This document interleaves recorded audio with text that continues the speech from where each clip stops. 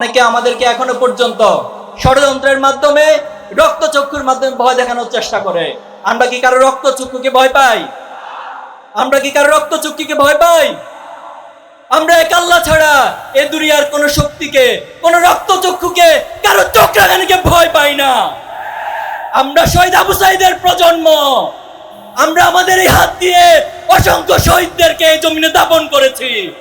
অসংখ্য শহীদের রক্ত এখনো আমাদের শরীরে লেগে আছে। এজন্য আমাদেরকে ভয় দেখাতে আসবেন না।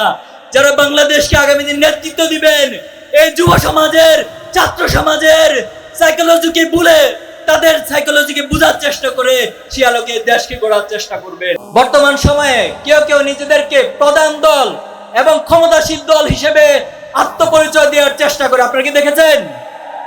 বাংলাদেশে গত 3টি টার্ন যুব সমাজ এদেশের জনগণ ভোট দিতে পারে নাই। কাজেই আগামী দিনে একটি সুষ্ঠু নির্বাচনের মাধ্যমে বাংলাদেশে মানুষ ঠিক করবে এদেশে কারা ক্ষমতায় যাবে, কারা প্রধান দল হবে। অতীতে কোন ফেরাউন, কোন নমরুদ, কোন জালেম টিকে থাকতে পারেনি।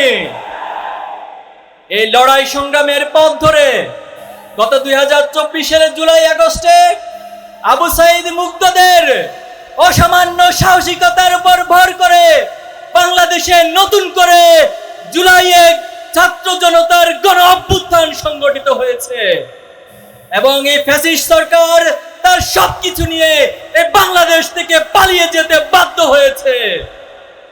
আপনাদের কাছে আমার প্রশ্ন, আমরা কি জুলাই আগস্টের যে আকাঙ্ক্ষিত বাংলাদেশ সেটা কি এখনো হাতে পেয়েছে? আমরা কি পেতে চাই? আজকে যারা